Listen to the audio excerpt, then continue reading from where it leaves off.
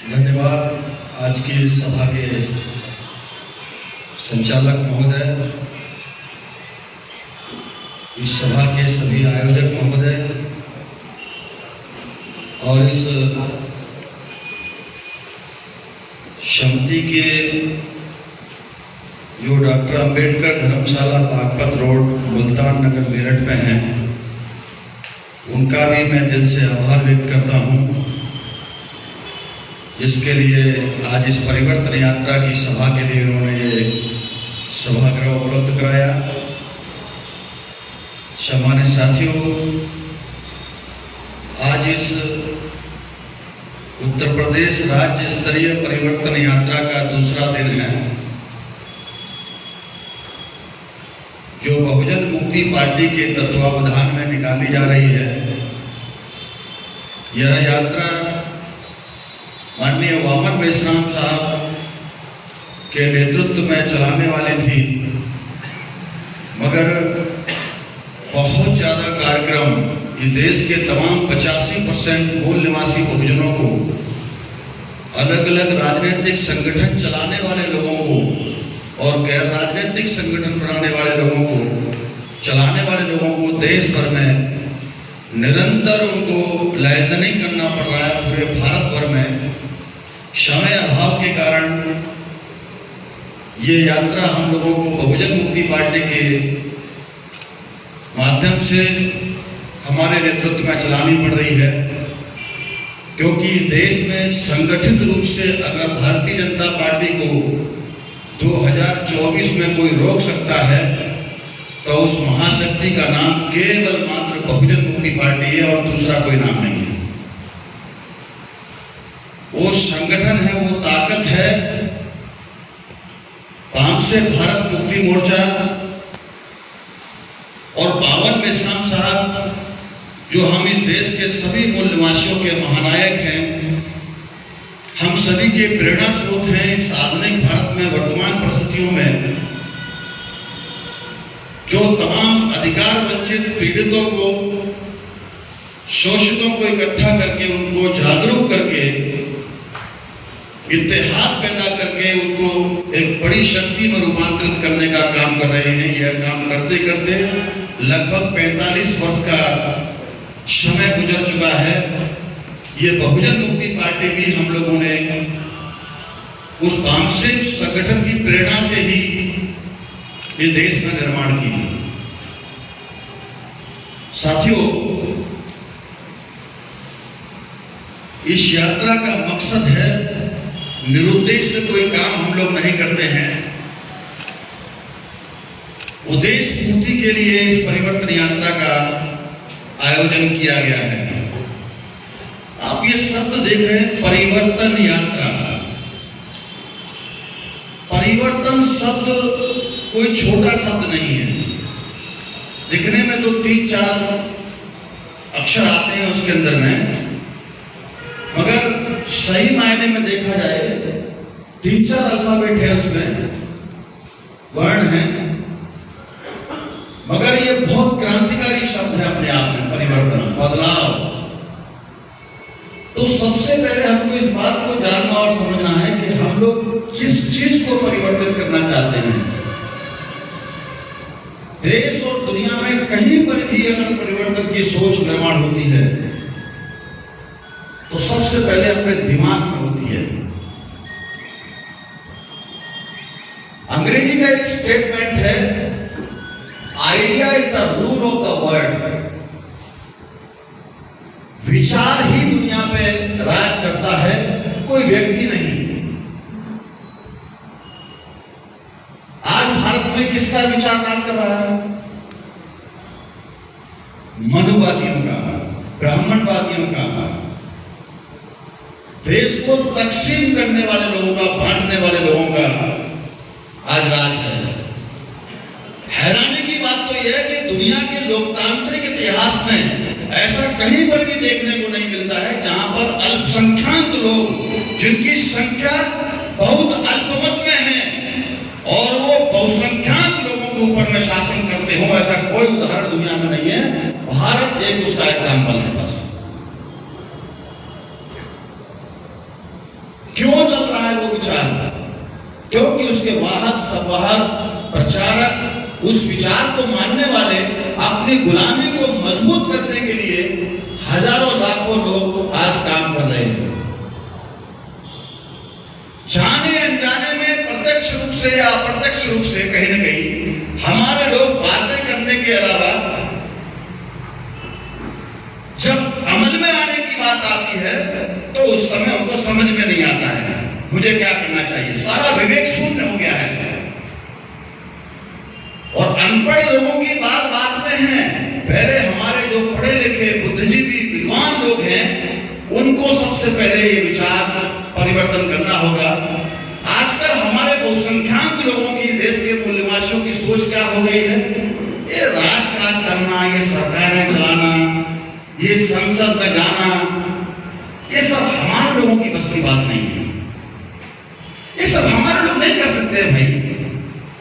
चुनाव लड़ना, चुनाव जीतना हमारे बस की बात नहीं है। ये तो वही लोग कर सकते हैं। जब हम सरकार चलाने के लायक ही नहीं है, हम लोग, हमारे बस की बात नहीं है, तो कुछ करने की कोई जरूरत ही नहीं है। हमको तो केवल बाबा साहब ने एक अधिकार दिया है, भूखे प्यासे नंगे, बदन में कपड़े हो या ना हो, लाइन लगा करके जिस दिन वोट पड़ रहा हो, लाइन लगा कर केवल वोट देने का काम करना है। कोई भी जीते, कोई भी हारे, हमें से कोई मतलब नहीं है। ये हमारे लोगों की, बहुसंख्यक लोगों की सोच है। या जो जीतने वाला होगा, केवल ये मानसिकता है लोगों की, जो जीतने वाला होगा उसी को वोट देना है। ये सोच है। ये सांप्रदायिक ताकतों को रोकने का काम जो कर सकता है उसी को, चाहे सारा गधा को भी खड़ा कर दे, कोई जाहिल आदमी को खड़ा कर दे, उसको ही जिताना है। लोगों की, पढ़े लिखे लोगों की सोच है। इसी सोच को बदलना होगा। जाति के ऊपर उठ करके, धर्म से ऊपर उठ करके, क्षेत्रवाद से ऊपर उठ करके, राष्ट्रवाद के नाम पर, देश के नाम पर जिस दिन आपने अपना प्रतिनिधि चुनाव शुरू कर दिया, निश्चित तौर पर देश में क्रांति होगी। आप इस मुल्क के हुक्मरान बन सकते हैं दोस्तों, शासक बन सकते हैं। और यह बात बाबा साहब अम्बेडकर ने कही, जाओ अपने घरों की दीवारों पे लिख दो, तुम इस देश की शासन करती जमात हो। कुछ नहीं था, उनका मोटिवेशन लेवल था केवल। जब सुनने के बाद में, उस सभा को, रैली को सुनने के बाद में अपने घरों पे गए तो लोगों ने देखा, अरे बाबा साहब ने कहा, अभी 10 मिनट पहले कहा, हम घर आने से पहले, कि अपने घरों की दीवारों पे लिख दो, तुम्हें इस देश की शासन करती जमात बनना है। दीवारें कहाँ हैं? हमारा तो झोपड़ा है, टाट कमंडल लटके हुए हैं, फूस भरने के मकान, टटिया बनी हुई है, कहाँ लिखे? Lift the vision. और हमारा जो ज्यादा पढ़े लिखे लोग हैं वो क्या समझाते हैं? हमारा कम पढ़ा लिखा आदमी, जिसको समझदार ज्यादा है, कम पढ़ा लिखा आदमी है, वो जब कहता है साहब इस बात को कुछ बदलना चाहिए,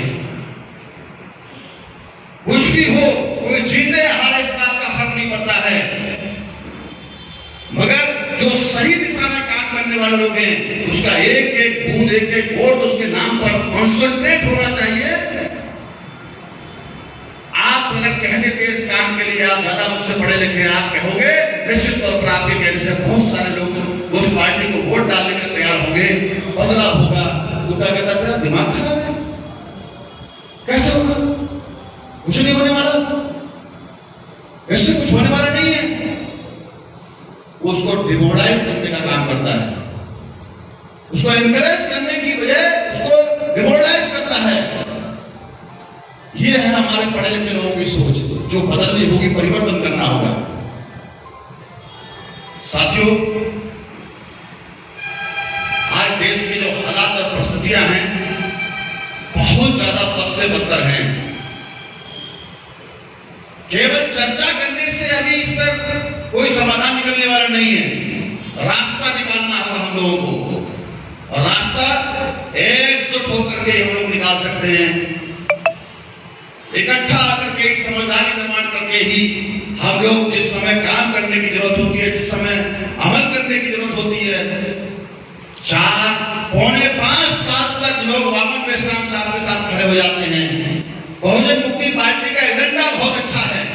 भारत की एकमात्र इकलौती पार्टी है जो 100 रुपए के स्टैम्प पेपर पर लिख करके मतदाताओं के नाम पर एग्रीमेंट करके देती है कि अगर बहुजन मुक्ति पार्टी की सरकार बनेगी तो ये एग्रीमेंट है आपके नाम पर पार्टी का, राष्ट्रीय अध्यक्ष का, प्रदेश अध्यक्ष का, उस विधानसभा का, उस संसदीय क्षेत्र के चुनाव लड़ने वाले व्यक्ति का, उस प्रतिनिधि का, कि मैं जनता के साथ में ये शपथ पूर्वक बयान देता हूं कि ये तमाम मुद्दों को अगर आप मुझे पार्लियामेंट में, असेंबली में भेजते हो तो ये सारे मुद्दों को पूरा करने के लिए मैं प्रतिबद्ध हूं।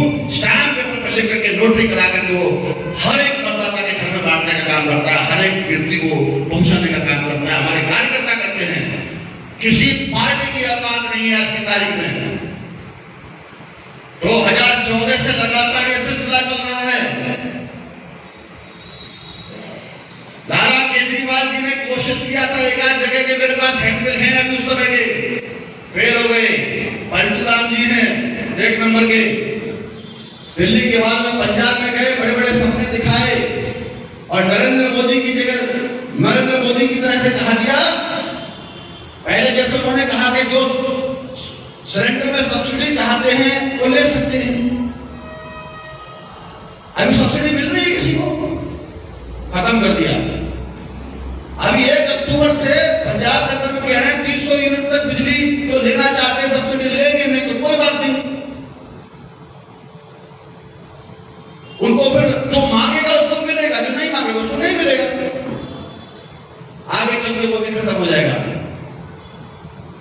स्थिति है मतलब झूठे बेईमान लोगों का राज है। लोगों को यकीन नहीं होता है हमारे ऊपर। ठीक है, बाबा साहब के पास में भी लोगों को उस समय यकीन नहीं हुआ था। जब बाबा साहब अपने लोगों को समझाने के लिए जाते थे तो उन्हीं की जाति बिरादरी के लोग ही उनको सवाल पूछते थे। जब बाबा साहब कहते थे आप लोग क्यों ये मरी का मांस खाते हो, मर जाओगे, बीमार हो जाते हो, दवा के लिए पैसे तुम्हारे पास नहीं है, क्यों खाते हो, मत खाओ। तो हमारे ही समाज के लोग उस समय महाजाति के लोग ही, बाबा साहब अम्बेडकर की जाति के लोग ही कहते थे 4 अक्षर विदेश से पढ़ के क्या आ गए, हमको समझा दो। क्या खाए हम लोग, हम मर जाएंगे भूखों, हमारा रोजी रोटी के लाले पड़ जाएंगे, क्या खाएंगे हम लोग, तुम नौकरी दोगे हमको?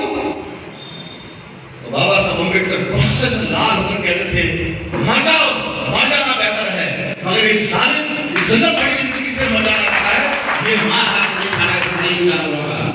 हमारे लोगों को जब भूख लगती थी पेट में तो ऊपर फाड़ के आसमान में देखते थे कि चील हुए मर रहा है कि नहीं मर रहा है, क्योंकि मालूम चलता था जिधर चील हुए आकाश में उड़ रहे होंगे वहां जरूर कोई न कोई जानवर मरा होगा। एक तरफ जानवर उस लाश को मरी हुई जानवर की खींचता था, अपने हिस्से का मांस खाता था, और दूसरी तरफ हमारा SC ST के खासतौर पर लोग जो है उसमें से आधे हिस्से का मांस निकालने का काम करते थे। कितनी जिल्लत भरी जिंदगी थी दोस्तों। एक बार तो कुत्ता खाना छोड़ करके उस इंसान की तरफ भौंके देखता था, एकदम से गुस्से से लाल होता था, वो भी भौंक करके भौंकता था। तो मेरे हिस्से में आ गया।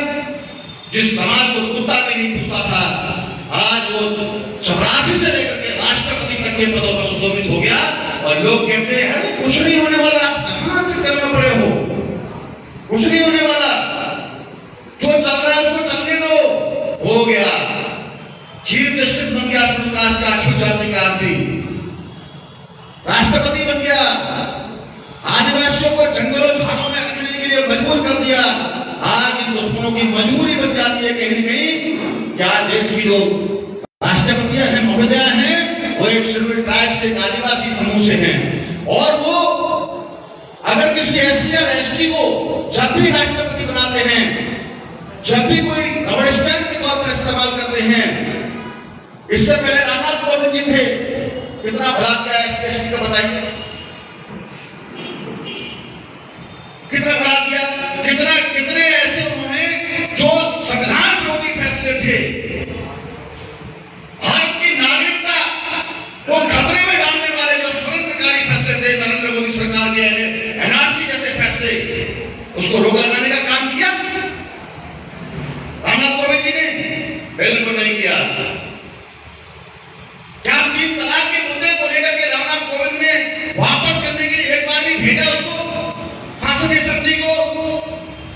कभी नहीं भेजा। जब तक समाज में विद्रोह होता है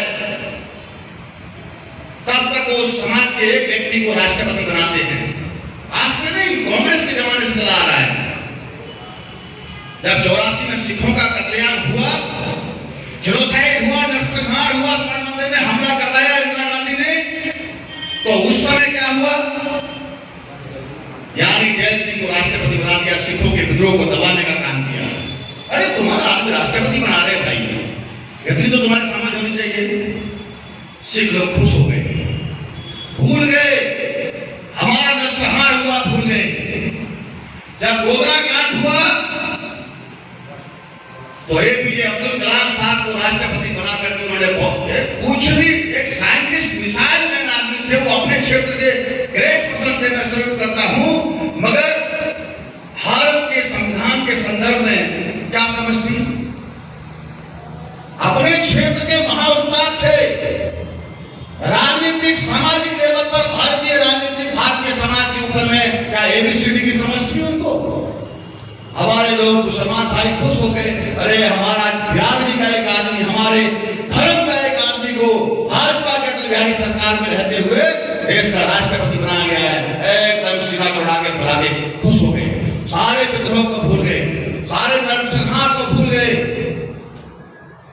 और जब SC/ST के लोगों की मरी हुई गाय की चमड़ी निकालने के लिए जिंदा लोगों में चमड़ी को झुलवाने का काम किया, तो उस समय रामनाथ कोविंद जी को उन्होंने राष्ट्रपति बनाने का काम किया। अभी द्रौपदी मुर्मू जी को बनाया है। भारत के इतिहास में किसी भी संगठन ने, किसी भी राजनेता ने ये नहीं बताया कि भारत में संविधान की 5वीं और 6वीं अनुसूची क्या है, उसके अधिकार क्या हैं, कभी नहीं बताया। ये तो बामसेट की ताकत की वजह से तमाम आदिवासी भाइयों को मालूम चला कि 5वीं और 6वीं अनुसूची में उनके अधिकार क्या हैं। वो जल, जंगल, जमीन पर उनका स्वायत्त शासन करने का अधिकार है। उस सब को छीनने के लिए, उनको खदेड़ने के लिए उनका भी नरसंहार किया जा रहा है। आज की तारीख में आज उनको खुश करने के लिए सारा का सारा द्रौपदी मुर्मू जी को उन्होंने राष्ट्रपति बना दिया। समय क्या चल रहा है, हमको उस बात को समझना है मेरे भाइयों। देश के अंदर में जो हालात और परिस्थितियां हैं, हमारे आने वाली नस्लों को बर्बाद करने का काम हो रहा है। और इस देश के तमाम लोगों को उस जाल में फंसाया जाता है, हिंदू मुसलमान के जाल में। वो एक्शन करवाने का काम कर रहे हैं। प्रतिक्रिया बतौर हमारे तमाम मुस्लिम समाज के भाई लोग रिएक्शन करते हैं, उनके एक्शन पर हमारे लोग रिएक्ट करते हैं। काम उनका होता है। आपकी अपनी कोई पॉलिसी नहीं है, आपका अपना खुद का कोई एजेंडा नहीं है। आज तक मुसलमान भाई तो ये सिद्ध करने में लगे हुए कि हमें देश के मूल निवासी हैं। जब आरएसएस और भाजपा के लोग ये कहते थे कि मुसलमानों को भारत छोड़ देना चाहिए, पाकिस्तान जाना चाहिए, आओ पाकिस्तान, पाकिस्तान विदेशी हो पाकिस्तान, इस पर रोक लगाने का काम तो वामन इस्लाम साहब ने किया। डीएनए का मुद्दा उठा करके, और डीएनए ने यह प्रमाणित किया कि डीएनए किसी के साथ में कोई भाई भतीजापन नहीं करता है। डीएनए के आधार पर, डीएनए कॉन्फ्रेंस के आधार पर 21 मई 2001 के टाइम्स ऑफ इंडिया में जो डीएनए खबर छपी, उससे स्पष्ट हुआ कि भारत का जो शासक वर्ग है, जिनकी संख्या मात्र 3.5% है आज की तारीख में, जो हुक्मरान है, उनका डीएनए भारत के किसी भी अनुसूचित जाति, जनजाति, मुस्लिम, सिख, ईसाई, बुद्धिस्ट जैन से नहीं मिलता है, बहुसंख्यक लोगों से नहीं मिलता है, यूरेशिया के लोगों से मिलता है। जब एक चर्चा का विषय बना, 20-22 साल से लगातार इस पर चर्चा हो रही है, तब जाकर के साथियों आज उनमें एक दहशत का माहौल पड़ा हुआ है। और इसका जीता जागता एक सबूत अभी हाल फिलहाल में आपको मालूम होगा कितना बड़ा बवाल कटा। रोहतक में 27 जून 2022 को भारत मुक्ति मोर्चा के द्वारा, जिसके राष्ट्रीय अध्यक्ष खुद वामन इस्लाम जी हैं और प्रोफेसर विलास खड़ा जी के माध्यम से डीएनए परिषद का आयोजन किया गया था।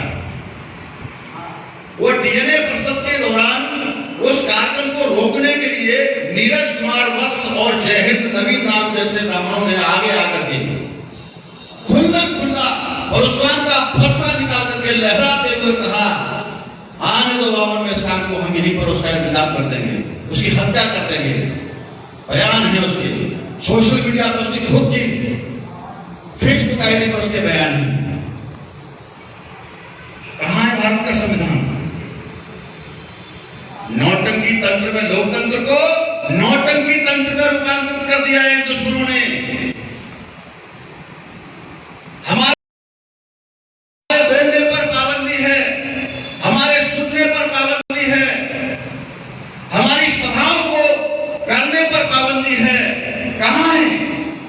आर्टिकल 19 में मौलिक अधिकार है हम सभी का। ये आर्टिकल 19 को भी जनवाने का काम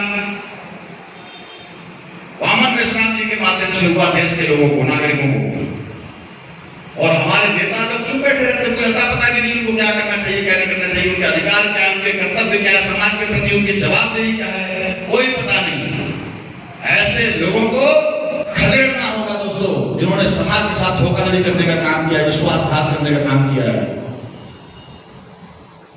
वर्तमान में हमारे लोग उत्तर प्रदेश में देखते हैं, मायावती जी हमारा जो है कल्याण करेंगे। कुछ पिछड़ी जाति के लोग सोचते हैं अखिलेश यादव हमारा कल्याण करेंगे, और कुछ तो जालिमों को ही मजबूत करने के लिए हमारे भोले शंकर, जो जिनको बिल्कुल भी समझ नहीं है सब चीजों की, जिनको समझदार बनाने की कोशिश हम लोग कर रहे हैं, वो सोचते हैं कि नरेंद्र मोदी जी केवल जो हमारे लिए 5 किलो राशन देता है वही हमारा उद्धार करता है, बस वही हमारा कल्याण और भला करेगा, इसके आगे कुछ भी नहीं करना है। ये स्थिति है हमारे लोगों की। बातें बड़ी बड़ी होती हैं चुनाव के समय में। जो रेवड़ियां बांटने का काम करते हैं वो खुद ही कहते हैं कि रेवड़ी कल्चर पर रोक लगाई जाए। और तो चुनाव के समय में कौन कहता है हम स्कूटी देंगे, हम 5 किलो घी देंगे, हम अनाज देंगे? कौन कहता है? सरकार कह रही है। एक तरफ आप आत्मनिर्भर बनाने की भी नौटंकी चलाते हो, ड्रामा करते हो, और दूसरी तरफ अपने ऊपर निर्भर भी रखना चाहते हो। रोजगार छीन लिए, धंधे सब चौपट कर दिए, पढ़ाई लिखाई पूरी तरीके से ध्वस्त कर दी। कहां से आत्मनिर्भर बनेंगे हमारे लोग?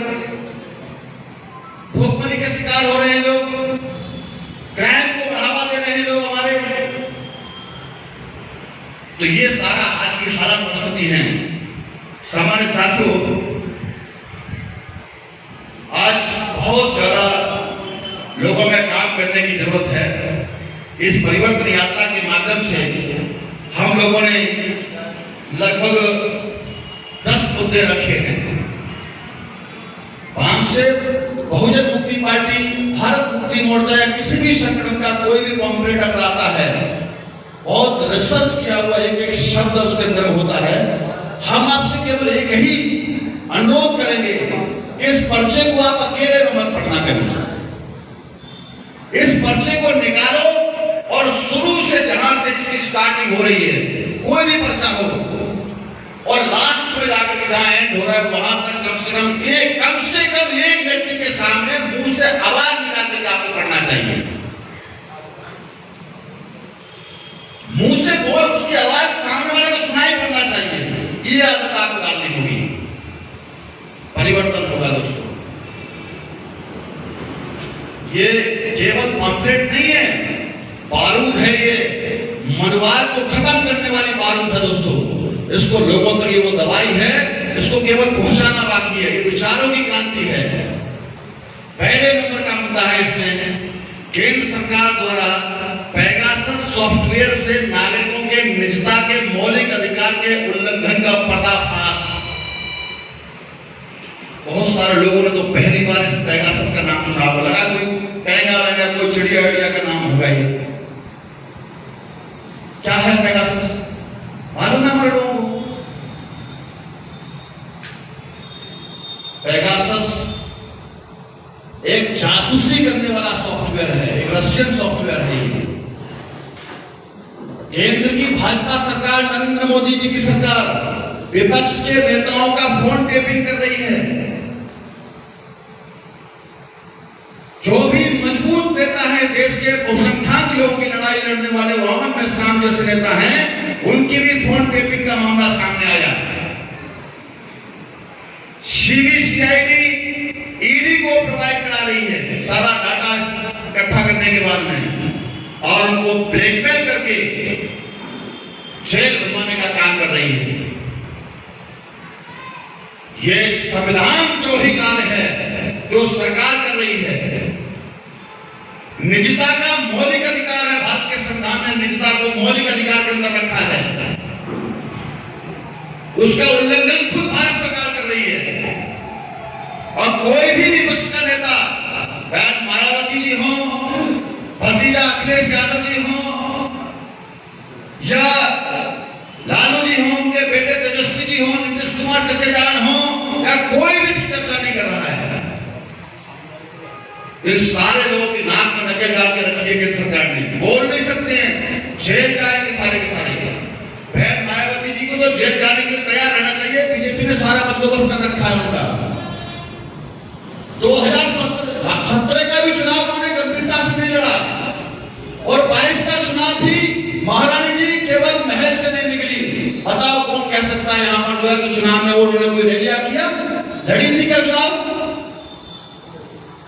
केवल अपनी संपत्ति को बचाने के लिए, अपने परिवार को बचाने के लिए उन्होंने समाज के लिए पूरी तरीके से बर्बाद कर दिया। एक शब्द नहीं बोलती हैं, उनकी मजबूरी हो सकती है। मैं बहुजन समाज को सल्यूट करता हूं दोस्तों, उन्होंने हर परिस्थिति में नेताओं का साथ दिया, मगर नेताओं ने उनके साथ विश्वासघात किया, नेताओं ने उनको धोखा देने का काम किया। हमारे मसीहा शाह काशीराम जी ने फटी चप्पलें पहन करके बासी रोटी घरों से मांग मांग कर खा करके पार्टी को राष्ट्रीय स्तर का दर्जा दिलवाया, और बहन मायावती जी की वजह से वो राष्ट्रीय स्तर का दर्जा आज खत्म होने के कगार पर है। वोट शेयर आज की तारीख में चुनाव आयोग की साइट पर जाकर देख लेना, मात्र 12% रह गया है। और फिर भी हमारे लोग जो भक्त लोग हैं, उनको लग रहा है शायद अभी भी कोई कहीं से उम्मीद की रोशनी की किरण आने वाली है। टाइटैनिक जहाज बन गया है, जिसको व्यक्तिगत रूप से आत्महत्या करनी हो, जिसको सामूहिक रूप से आत्महत्या करनी हो, वो बसपा के लिए आस लगा के देख सकते हैं। अभी कुछ बचा नहीं है। हमारे लोग अब से नहीं, तब से हमको दौड़ाने का काम कर रहे थे। 2014 में जब हम लोगों ने पहला चुनाव लड़ा, तो आपका सारा मुद्दा सब सही है बहुजन मुक्ति पार्टी का, मगर इस बार थोड़ा रुकना होगा, बहन जी को आने दो। हमने कहा ना, आने दो, तुम सच्चे ईमानदार सिपाही हो तो आने दो, ठीक है। कितनी सीटें आई 2014 में? 0 सीटें थी। जो हाथी काशीराम साहब के, हमारे मसीहा के परिनिर्वाण के बाद में 2007 में 6 में जब हम छोड़ गए, हम सभी को छोड़ के चले गए, और 7 उनकी सहानुभूति की वजह से 207 सीटें उत्तर प्रदेश में चुकी आई। बहन जी का कोई योगदान नहीं था उसमें, उनकी सहानुभूति थी, और पूर्ण बहुमत से सरकार बनाई। मुख्यमंत्री थी सबसे बड़े सूबे की, 9 का चुनाव हुआ, 19 सांसद चुन के आए। उत्तर प्रदेश की शासक थी, सांसद 19 थे, 2 बाई इलेक्शन में आ गए, 21 हो गए। 21 सांसद और 207 विधायकों के साथ मुख्यमंत्री भारत के सबसे बड़े सूबे की। फिर जब 14 का चुनाव होता है तो 0 सांसद आते हैं। जो हाथी 207 एमएलए के रूप में, विधायक के रूप में बच्चे पैदा करता था, 21 सांसद बनाने के रूप में बच्चे पैदा करता था, वो हाथी 14 आते आते अंडे देने लग गया। इसका पूर्वानुमान हम लोगों को था। हम कोई जन्मजात नेता नहीं है, हम लोग समाज से रगड़ करके आए हुए लोग हैं। ये समाज ने जिम्मेदारी लगाई है हम लोगों को। तब हम लोगों ने 6 दिसंबर 2012 को बहुजन मुक्ति पार्टी बनाई, भविष्य को ध्यान में रखते हुए, और 14 के चुनाव में हम लोग उतरे। आपको हैरानी होगी दोस्तों, भारत में 543 लोकसभा की सीटें हैं, तो नॉमिनेटेड होती हैं 545 सीट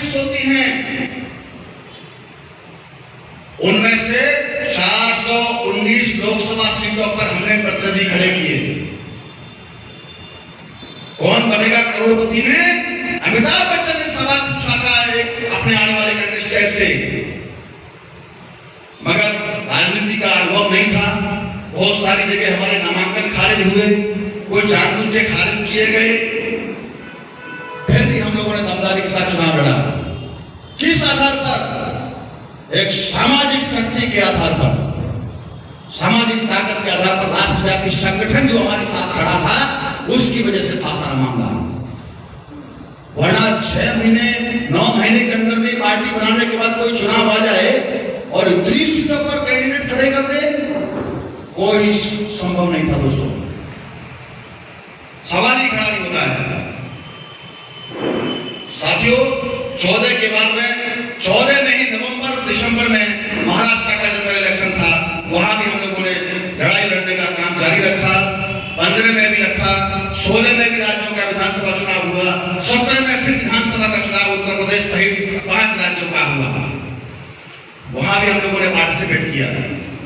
बहुजन मुक्ति पार्टी एज ए टूल जन आंदोलन को सफल करने वाली है, क्योंकि हम ऐसा मानते हैं केवल वोट डाल करके ही भारत का हुक्मरान बना नहीं जा सकता है। फिर दोबारा बोलता हूं, केवल वोट डाल करके ही भारत का हुक्मरान शासक नहीं बना जा सकता है दोस्तों। जन आंदोलन से भी देश का हुक्मरान और शासक बना जा सकता है। ये political party as a tool हम लोगों ने तैयार किया है, ध्यान रखो इस बात को, क्योंकि देश का इतिहास है। 2 सितंबर 1946 को, अभी कल परसों 2 सितंबर गई है, 2 सितंबर 1946 को पंडित जवाहरलाल नेहरू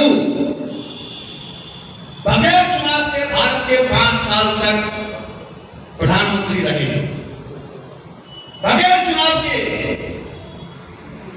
2 सितंबर 1946 से और 1952 तक पहला आम चुनाव 1952 में हुआ। कौन सा चुनाव हुआ? इंटरिम गवर्नमेंट के थे, संविधान ही लागू नहीं हुआ था पहले तो। चुनाव तो बात की बात है। भारत का संविधान 26 जनवरी 1950 को लागू हुआ ना। अब 26 जनवरी 1950 पहले आता है या 2 सितंबर 1946 पहले आता है? तो जब संविधान ही नहीं था तो बगैर चुनाव के अंतरिम सरकार के प्रधानमंत्री कैसे बने? जन आंदोलन 1885 से लेकर के 1946 तक उन्होंने राष्ट्रव्यापी संगठन खड़ा किया। कांग्रेस का राष्ट्रव्यापी संगठन, इस कांग्रेस को उन्होंने तैयार किया और वो देश के हुक्मरान बने। अंग्रेज लोग छोड़ के चले गए, सत्ता का ट्रांसफर हुआ, आजादी नहीं मिली, सत्ता का हस्तांतरण हुआ है दोस्तों। हमारे लोग पढ़े लिखे लोगों को तो आजादी और सत्ता हस्तांतरण का अंतर ही समझ में नहीं आता है।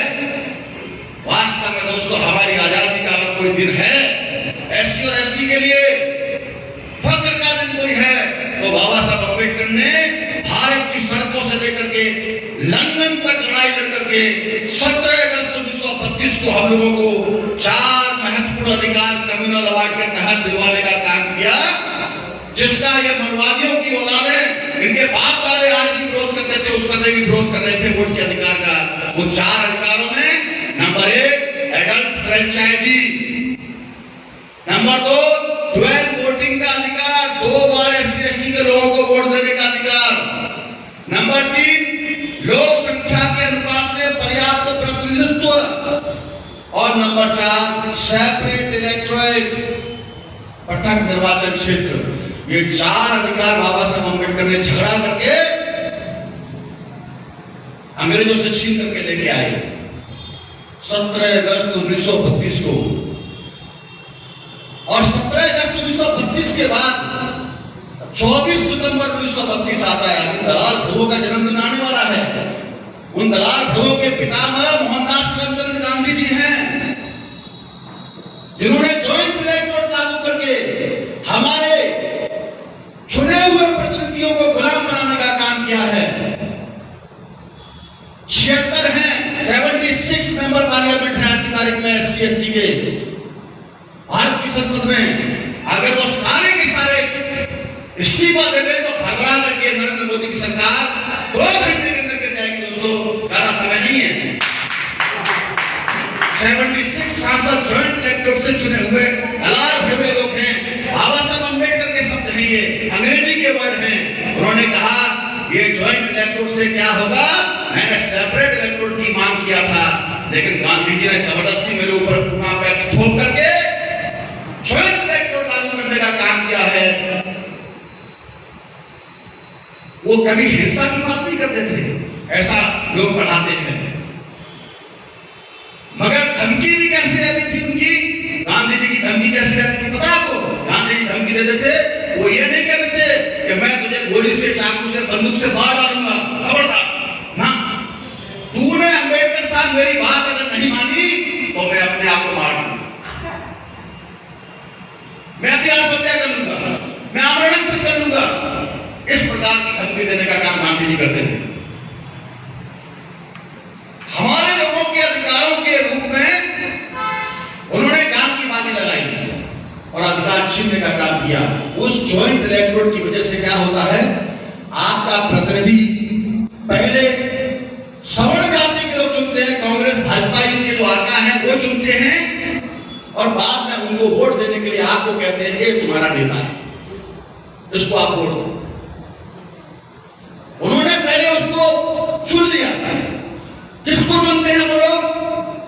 जो समाज का सबसे एक नंबर का गद्दार है, दलाल है, समझौतावादी है, एक नंबर का अव्वल दर्जे का छाट चुन करके शेड्यूल कास्ट के सबसे एक नंबर के दलाल आदमी को वो बीजेपी वाले टिकट देते हैं। हर समाज में ऐसे करते हैं, और तब जाकर कहते हैं ये तुम्हारा नेता तुम्हारी बरादरी का है, अब इसको आप वोट दो, आप इसको चुनवा करके भेजो। ये ज्वाइंट इलेक्टोरेट का इतना खतरनाक मंजर है दोस्तों आज की तारीख में, जिसका दूसरे दिन ही बाबा साहब अम्बेडकर ने विरोध किया था, और हर 10 साल बाद उनका विरोध करते थे। बाद में वो जीवित नहीं रहे। साथियों, वो पूना पैक्ट के बारे में आज भी लोगों को मालूम नहीं है। 17 अगस्त का दिया हुआ अधिकार अंग्रेजों के द्वारा 24 सितंबर को छीन लिया गया। कितने दिन बाद?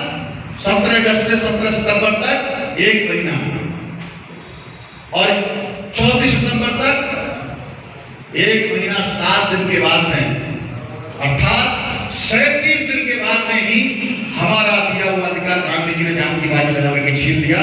आज ये सारी बेकदरी जो हो रही है हमारी, मुसलमान भाइयों में भी अप्रत्यक्ष रूप से आज पूरा पैक्ट लागू है, प्रत्यक्ष नहीं है।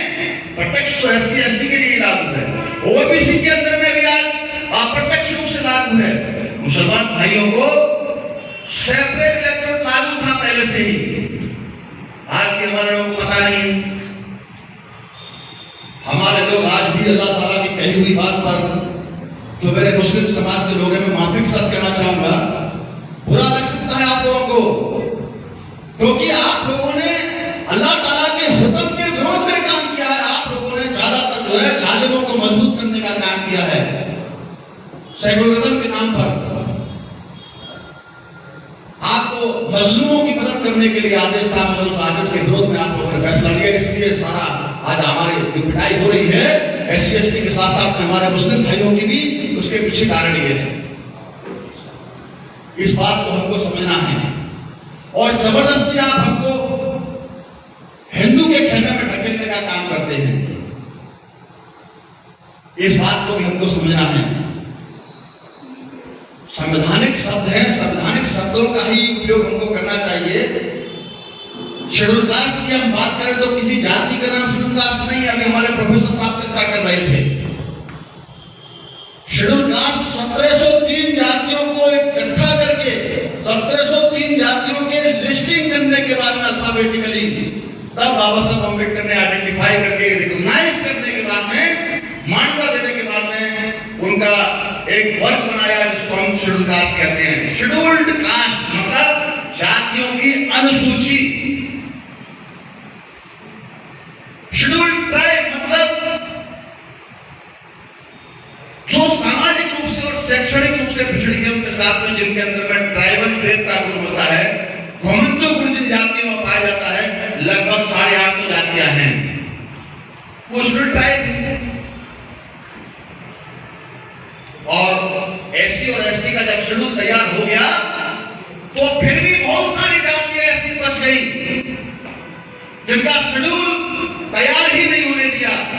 गांधी जी ने कहा कि तुम सारे लोग अछूत करना चाहते हो तो करा लो अपनी गिनती, शेड्यूल तैयार करा लो। डॉक्टर अम्बेडकर सारा कर रहा है, अगर अछूत करना चाहते हो तो बरगलाने का काम किया। मैं तो सल्यूट करता हूं उस समय के सर छोटूराम साहब को, जो चौधरी साहब थे उस समय के पढ़े लिखे एमएससी थे, लंदन से एमएससी किया उन्होंने, और बाबा साहब अम्बेडकर के कंधे से कंधा मिला करके लड़ाई लड़ रहे थे। उन्होंने कहा मैं आपके साथ हूँ बाबा साहब, चिंता मत करो, डॉक्टर अम्बेडकर मैं साथ में हूँ, हम पिछड़ों का भी शेड्यूल तैयार करते हैं। साइमन कमीशन के समय में वो शेड्यूल तैयार हो रहा था, मगर गांधी जी के बहकावे में आकर के हमारे उस समय के तमाम जो लोग थे ओबीसी भाई, उन्होंने वो शेड्यूल तैयार नहीं होने दिया, ईंट पत्थर फिरवाने का काम किया। आज जो आज ओबीसी के लिए अधिकार मांगने का काम कर रहे हैं, आज की तारीख में जो लाठियां खा रहे हैं सरकार की, अगर उस समय उनको अधिकार मिल गया होता, शेड्यूल बन गया होता, तो अभी 92 तक आपको इंतजार करना पड़ा ना, 16 नवंबर 92 तक इंतजार करना पड़ा ना आपको, मंडल लागू होने तक इंतजार करना पड़ा। ये 50-60 साल इंतजार करने की जरूरत नहीं थी संविधान लागू होने के बाद में, उसी वक्त में हो गया होता। मगर गांधी जी को नेता माना जिसकी वजह से आज हमारा सत्यानाश हो रहा है। वो सबड़ों के नेता थे, इसलिए पटेल साहब को उन्होंने प्रधानमंत्री नहीं बनने दिया। 14 वोट उनके पक्ष में होने के बाद भी 1 वोट जिस नेहरू जी को मिला था उसको ही केवल प्रधानमंत्री बनाया गांधी जी ने। कितने थे आपके हमारे ओबीसी भाइयों के समर्थक गांधी जी, इतने समर्थक थे कि 14 वोट जिसके समर्थन में पड़ रहे हैं उसको प्रधानमंत्री नहीं बनने दे रहे हैं। 1 वोट जो है नेहरू जी के समर्थन में पड़ रहा है, उसको प्रधानमंत्री बनाने के लिए कह रहे हैं और सरदार को समझा रहे हैं। सरदार बूढ़ा हो गया, मेरी बात मान ले, बैठ जा, नेहरू को बन करते प्रधानमंत्री। अब बात भी कहे और माने नहीं सरदार जी, ऐसे कैसे हो सकता है? मानना पड़ा मजबूरी में आकर के। साथियों, ये पेगासस जैसा मुद्दा, ये ईवीएम जैसा आरएसएस बीजेपी का संविधान विरोधी जो फैसला है, जो निर्णय है, इस पर दोनों ने मिलकर के इसका म्यूचुअल अंडरस्टैंडिंग से आज भारत में ईवीएम नाम का राक्षस कांग्रेस और बीजेपी की देन है, जिसकी वजह से लोकतंत्र की हत्या हो रही है। और कोई बहुजन नेता नहीं बोल रहा है। हमें फख्र है, बहुजन मुक्ति पार्टी हम लोगों ने तैयार किया 20 जनवरी 2015 को भारत के 550 जिलों में हम लोगों ने ईवीएम मशीन के पार्टी उठाने का काम किया, चौराहे पर पुतलों को जलाने का काम किया। उस समय हमारा कोई पर्चा पकड़ने के लिए तैयार नहीं था। आज तो बहन जी भी बोल रही थी ना, अभी बोलना बंद कर दिया। हारने के बाद में केवल 2 घंटे के लिए बोला था कि बीजेपी में हिम्मत है तो बैलेट पेपर से चुनाव करके दिखाए। 11 मार्च 2017 को जब रिजल्ट आया, उसके बाद एक बार भी नहीं बोली, और सतीश चंद्र मिश्रा जी के माध्यम से सुप्रीम कोर्ट में केस भी दायर किया था, विड्रॉ भी कर लिया, क्योंकि धमकी मिल गई उधर से बीजेपी की कि विड्रॉ नहीं किया तो सीधा जेल भेजेंगे। चुप हो गई। इस ईवीएम के विरोध में भी हम लोग लड़ाई लड़ रहे हैं, संवैधानिक लड़ाई लड़ रहे हैं, समाज को भी समझाने का काम कर रहे हैं, क्योंकि इससे मतदाताओं के साथ में धोखाधड़ी होती है। वोटर्स को पता नहीं चलता मेरा वोट किसके पास चला गया। हम भारत के माननीय निर्वाचन आयोग महोदय को भी अनुरोध करते हैं कि जनता के विश्वास को बरकरार रखने के लिए इस पर आप सुधार प्रक्रिया करने का काम करें, ऐसा हम लोग उनसे अपील करते हैं। और नहीं तो जब हमारी सरकार आएगी तो बाकायदा कानून बना करके बहुजन मुक्ति पार्टी लोकसभा और राज्यसभा में कानून पास करने के बाद में फिर वो अमल उनको करना पड़ेगा, क्योंकि संसद सर्वोच्च है, चुनाव आयोग सर्वोच्च नहीं है। संसद सर्वोच्च है, सार्वभौम है।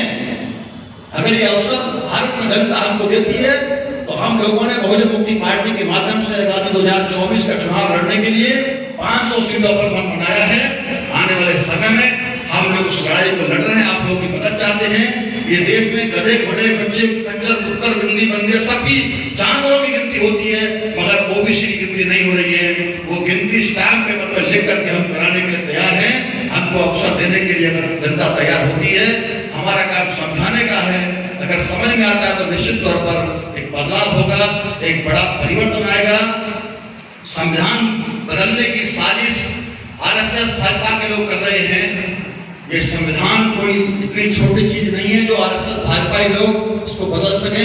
पहले भी एक कोशिश उन्होंने करके देख ली अटल के समय में, जब अटल जी प्रधानमंत्री थे, मगर नाकाम रही। और अब तो उस समय तो हमारे लोग बहुत कम जागरूक थे, कोई सोशल मीडिया भी नहीं था, मगर आज की तारीख में मोहन भागवत जी, नरेंद्र मोदी जी, अमित शाह जी, आज की तारीख में अगर आप संविधान के साथ छेड़छाड़ करोगे तो इस देश की जनता भूसा भर देगी इस भाजपा सरकार के अंदर में। ये इसके लिए आपको तैयार रहना चाहिए। अभी संविधान बदलने की सोचना नहीं है सपने में। अभी 6 तारीख की तैयारी कर लो अपनी सलामती के लिए। बावन मेश्राम जी ने जो आह्वान किया है 6 अक्टूबर का संघ कार्यालय को घेरने का, उसका हम बहुजन मुक्ति पार्टी की तरफ से समर्थन करते हैं। हम पूरे भारत की पार्टी के सभी पदाधिकारियों को एलानिया तौर पर ये कहते हैं कि देश के लोकतंत्र और संविधान को बचाने के लिए जो भी हमको करना पड़ेगा हम उसको करने के लिए तैयार है। दोस्तों, सामूहिक रूप से, संगठित रूप से हम लोग जो आज आरएसएस नागपुर से ये सरकार चलती है उसको हम लोग 6 अक्टूबर को दिखा देंगे कि तुम्हारा बंदोबस्त कैसे करना है। केवल ऐलान किया था मेश्राम जी ने, 150 लोगों की वहां पर सीआईएसएफ की कंपनी लॉन्च कर दिया उसकी सुरक्षा के लिए, उस बिल्डिंग को बचाने के लिए। अरे किससे खतरा है भाई? है बहन मायावती जी कर सकती है क्या? अखिलेश यादव कर सकते हैं? अपनी संपत्तियों को बचाने में लगे हैं। समाज जाए भाग में। साथियों, नेताओं ने समाज को धोखा देने का काम किया है। समाज ने कभी धोखा नहीं दिया है। अपना खून पसीना सींच करके बसपा के जिताने के लिए उन्होंने खुद बजा के लाठियां खाने का काम किया है, हाथ पैर तोड़ने का काम किया है, तोड़वाने का काम किया है, भूखों को लुटने से बचाने का काम किया है। तब जाकर के इतनी बड़ी पार्टी बनी। मगर बहन जी ने सारा सौदेबाजी कर दिया, पूरा का पूरा हमारे लोगों की गोली लगाने का काम कर दिए हैं। करोड़ों रुपया में टिकट बेची जाती हैं और इसको बिकाऊ लोकतंत्र में तब्दील कर दिया, बिकाऊ समाज को रूपांतरित कर दिया। जिस काशीराम साहब ने टिकाऊ समाज बनाने का काम किया, उसको टिकाऊ समाज को रूपांतरित करने का काम मायावती जी ने किया है। तो बहुत ही शर्मनाक काम है, इसको बिल्कुल बर्दाश्त नहीं किया जाएगा। दोस्तों, बहुत हो गया। अभी बहुजन मुक्ति पार्टी मैदान में आ चुकी है।